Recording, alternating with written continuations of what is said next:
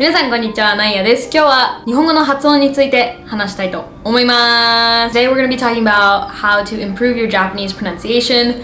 I have my little laptop here and we're going to go through the main things that I did to improve my Japanese pronunciation. Just a little bit about myself. I've been studying Japanese since I was about 13. It's been 10 or so years, kind of on and off. And a huge thing that I focused on was pronunciation. I've done the JLPT N2 in past. I've never taken the N1, but I've worked in Japanese companies before and I've presented in Japanese, things like that.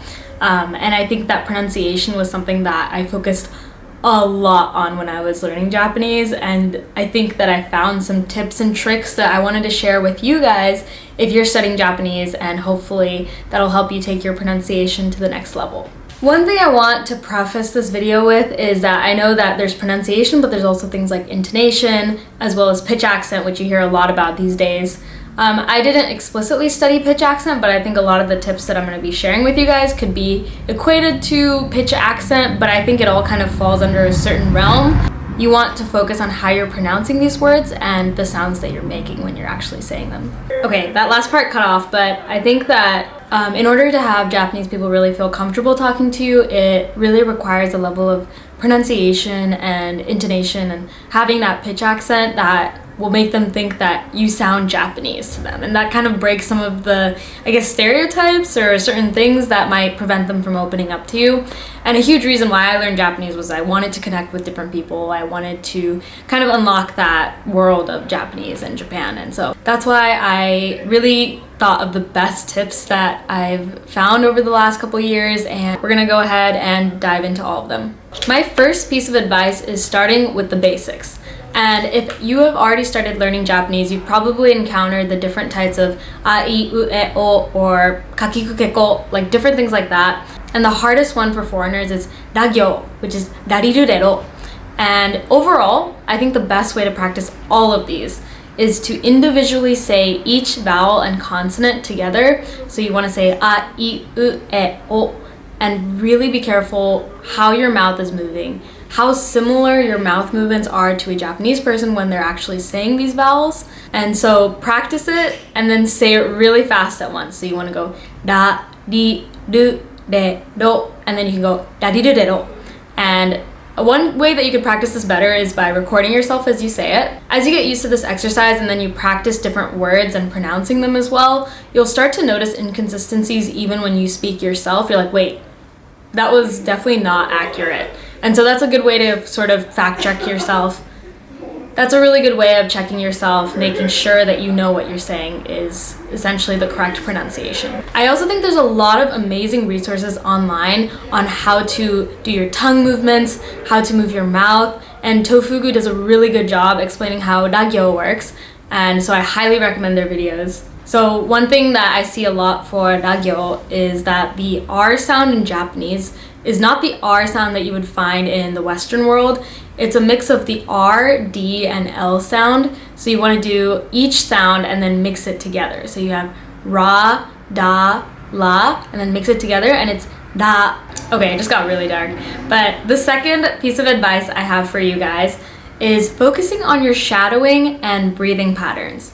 So when you look at a Japanese person and they're saying certain words, you'll notice where they stop to take a breath in the middle of a sentence. Really depends on the context of the sentence, but you'll hear these sentences often enough that you'll notice the patterns. And that requires a lot of listening. So I highly recommend shadowing as a form of understanding how Japanese people naturally speak, because you'll be copying exactly what they're saying and starting to notice the little differences, especially in commonly said sentences. I think it's very tedious, but shadowing is such a good strategy. Like, I would watch dramas with like Ishihara Satomi and I would just copy everything she was saying, and it was such a good way to practice. I also think that if there's certain Japanese speaking styles that you really like, especially like dialects too, if you can find a show of someone actually speaking in that dialect, it's an incredible way to actually copy it and master it. My final tip for improving your pronunciation is having a language partner. You know when you have a friend and you just hang out with them so much that you start picking up their mannerisms and language? That's exactly what I want you to do. My number one language tip is immersion, and that means really surrounding yourself with the language that you're trying to learn. And so this is the perfect way to immerse yourself, and it will prevent you from picking up unnatural Japanese that you might find in an outdated textbook. But at the end of the day, I do recommend supplementing talking to friends and stuff with an actual textbook, so you'll learn proper Japanese and then kind of riff off of that as you get to talk to your friends and things like that. But pronunciation-wise, actually talking to people will make such a difference. And that's the reason I've seen some of my close friends with such natural Japanese, because they've actually exposed themselves to people every day and then they get used to it.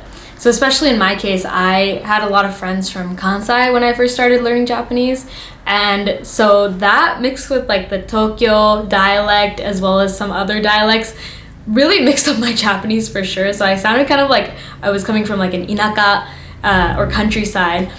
Over time I talked to more people from Tokyo, and my Japanese definitely became more like Hyojingo.